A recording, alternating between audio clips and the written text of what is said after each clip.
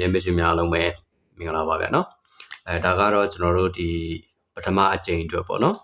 ကျွန်တော်တို့တဲ့ထိုးရမယ်ခဏလေးတစ်ခွက်ဖြစ်ပါတယ်ဗျာနော်ဒါဆိုကျွန်တော်လည်းတူတူတစ်ချက်လိုက်ကြည့်အောင်ဗျာနော်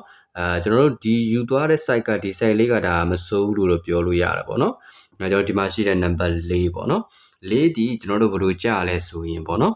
ဒီမှာတစ်ချက်ပြမယ်606ဆိုဒီ3လုံးပေါင်းခြင်းပေါ့နော်ဒီ3လုံးပေါင်းခြင်းဒီ606ဆိုတော့ပေါင်းခြင်းနံပါတ်ဒီ6ဖြစ်တယ်ပေါ့နော်4ရဲ့ကျွန်တော်တို့ဒီမှာပါဝါဆိုရဲဒီဘက်မှာနော်4ပါဝါ6လို့ရိုက်တယ်နော်ဒီဘက်မှာကျွန်တော်တို့စစ်ကြည့်မယ်နော်ဒီဘက်မှာဘာရိုက်သွားလဲဆိုရင်ဒီမှာလဲကျွန်တော်တို့6ပဲပေါ့နော်6ဒီမှာလဲကျွန်တော်တို့ပါဝါဆိုပြီးတော့ရိုက်သွားတယ်နော်ဟိုဘက်ပါဝါဒီဘက်ပါဝါပေါ့နော်4ပါဝါ6တွေဒီဘက်ရိုက်သွားတယ်နော်โอเคဒါဆိုရင်ဒီအောက်ကိုကျွန်တော်တို့စစ်ကြည့်ရအောင်ဒီမှာကကျွန်တော်တို့နှစ်ပင်ကြားမှာပေါ့နော်ကျွန်တော်တို့ရှိနေတာဒီနံပါတ်6လေးရှိတယ်နော်ဒီနံပါတ်6ဒီကျွန်တော်တို့ဒီမှာဘာရိုက်သွားလဲဆို2 4 8ပေါင်းခြင်းနံပါတ်ဒီနံပါတ်မှာ4 9ပါဝါ4နော်ဒီမှာလဲကျွန်တော်တို့အတူတူပဲ8 4နဲ့နော်ပေါင်းခြင်းနံပါတ်ဒီ4ပဲကျွန်တော်တို့9ပါဝါဒီ4နော်ကျွန်တော်တို့သူ့ရဲ့ပါဝါတွေကြီးပဲဒါရိုက်သွားတယ်ဒါဆိုရင်တစ်ပင်နှစ်ပင်ချားပြီးတော့ကျွန်တော်တို့ဒီမှာရှိနေတဲ့နံပါတ်6ပေါ့နော်ဒီနံပါတ်6ဒီကျွန်တော်တို့အပေါ်ကားလို့ဒါသူ့ရဲ့ပါဝါတွေပေါ့နော်ဒါပါဝါတွေကြီးပဲကျွန်တော်တို့စစ်ပြီးတော့ရိုက်ခဲ့မယ်ဆိုရင်တော့နော်ထိပ်စီးက9 3ညရှိနေတဲ့အတွက်ကျွန်တော်တို့4နဲ့ပေါင်းရမယ်sorry 9နဲ့ပေါင်းရမယ်ပေါ့နော်ဒါမှကျွန်တော်တို့9ပါဝါ4ဖြစ်သွားမယ်ပေါ့နော်9 3ညကျွန်တော်တို့5ပေါ့နော်โอเคဒီနောက်ကကျတော့ရောအပိတ်ကကျွန်တော်တို့ဘာနဲ့ပေါင်းပေးရမလဲ8 3ညကျွန်တော်တို့ဘာနဲ့ပေါင်းရမလဲ6နဲ့ပေါင်းပေးရမယ်เนาะ8 3ည6ပေါင်းခြင်းနံပါတ်4ဒီဘက်မှာပါဝါဟိုဘက်မှာပါဝါเนาะမူလေးကဒါလှတယ်4ဒီမှာပါဝါတွေရိုက်တယ်ဒီမှာလည်းပါဝါပေါ့เนาะဒီမှာ6သူပါဝါတွေရိုက်တယ်သူပါဝါတွေရိုက်တယ်ဒီတို့ကြောင့်ဒီမှာရှိနေတဲ့6ဒီသူပါဝါရိုက်မယ်ကျွန်တော်သူပါဝါရိုက်မယ်เนาะဒါဆိုရင်ကျွန်တော်တို့ခါးတိုင်လေးကြည့်ရအောင်မယ်နော်ခါးတိုင်မှာကကျွန်တော်တို့ဒီနှလုံးပေါ့နော်ဒီနှလုံးပေါင်းခြင်းဒီ6ပါတဲ့နော်ဒီ6ဒီသူကဒီမှာဘာကြသွားလဲဆိုရင်9 9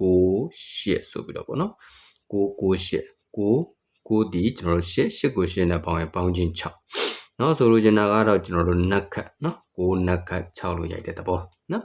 ဟုတ်ပြီဒီအောက်မှာကျွန်တော်တို့စစ်ကြည့်မယ်နော်ဒီအောက်မှာကျတော့ကျွန်တော်တို့ဒီတပင်ချပြီးတော့ပေါ့နော်ဒီမှာ9နှလုံးပေါင်းခြင်းဒီ8နော်8မှာလဲကျွန်တော်တို့ထုံဒီ၎င်းပဲပေါ့နော်8မှာလဲကျွန်တော်တို့1 5ပေါင်းခြင်းနံပါတ်ဒီနံပါတ်1 8နက်က1ဆိုပြီးတော့ကျွန်တော်တို့ရိုက်ပေးတဲ့သဘောပါပဲနော်ဟုတ်ပြီဒါဆိုရင်ကျွန်တော်တို့ဒီမှာကနော်တပင်ချမှာကကျွန်တော်တို့ရှိနေတာဒီကျွန်တော်တို့9ရယ်9ရယ်နော်နှလုံးပေါင်းခြင်းဒီပေါင်းခြင်းနံပါတ်4ဖြစ်တယ်နော်4ဖြစ်တဲ့အတွက်ကျွန်တော်တို့4ရယ်ကျွန်တော်တို့ဒါနက်ခတ်ပေါ့နော်4နက်ခတ်2လို့ကျွန်တော်တို့ယူမယ်ဆိုရင်9ခါရှိမယ်9 9 6နော်ဟုတ်ပြီဒီကောင်က9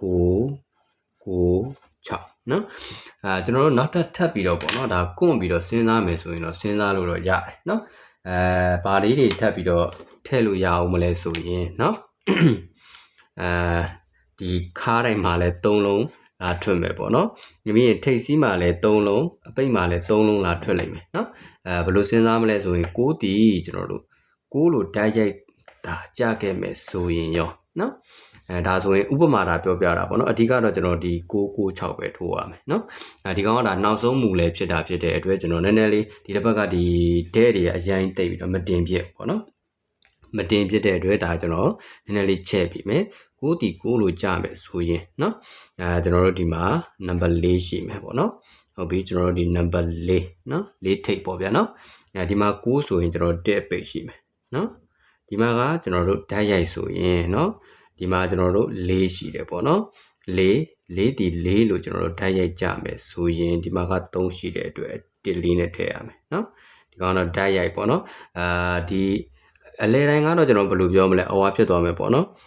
သူကဒီနက်ခတ်ကြီးပဲဒါကြာထားတာဖြစ်တဲ့အတွက်ကျွန်တော်တို့အဝါသွားမယ်ပေါ့နော်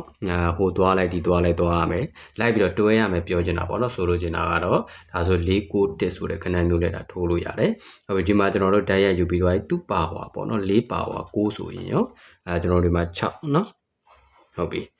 ဒါ ဒါဆိုရင်411လည်းထိုးလို့ရတယ်လို့461လည်းကျွန်တော်တို့ဒါထိုးလို့ရတယ်เนาะโอเคနောက်ထပ်တစ်ခုကျွန်တော်တို့ထပ်ယူလို့ရတာဒီဘာရှိလဲပေါ့เนาะဘာရှိလဲဆိုရင်ကျွန်တော်တို့ဒီမှာကဒါဓာတ်ရိုက်ယူပြီးသွားပြီပါဝါယူပြီးသွားရင်နှက်ခတ်ယူကြည့်မယ်ပေါ့เนาะ9နှက်ခတ်6ဆိုရင်ဒီမှာက1ဖြစ်မယ်เนาะဟုတ်ပြီ6ဆိုရင်ဒီမှာက8ဖြစ်မယ်ဟုတ်ပြီเนาะဒါကတော့9ပိုင်းချင်းချင်းပြီးတော့ဒါ3ပေါ့เนาะချင်းချင်းပြီးတော့3လို့ရအောင်ဒါချဲ့ပေးလိုက်တာပေါ့နော်အဓိကကတော့996ပဲကျွန်တော်တို့ထိုးရမယ်နော်ဒါဆိုရင်198တို့ကထိုးလို့ရတယ်118တို့ထိုးလို့ရတယ်168တို့ထိုးလို့ရတယ်နော်ထိုးနည်း၎င်းပဲ918တို့ကတော့လည်းဒါထိုးလို့ရပါပဲနော်ဒါဘလို့ယူပေါ့ဗျာနော်ထိတ်အလဲအပိတ်ပေါ့နော်အဓိကကတော့ကျွန်တော်တို့996ကိုတင်ပြီးတော့ကစားပါမယ်အားလုံးပဲကျေးဇူးတင်ပါတယ်ဗျမနေ့ကမှအားလုံးပဲအဆင်ပြေခံကောင်းကြပါစေဗျဘိုင်ဘိုင်မှာ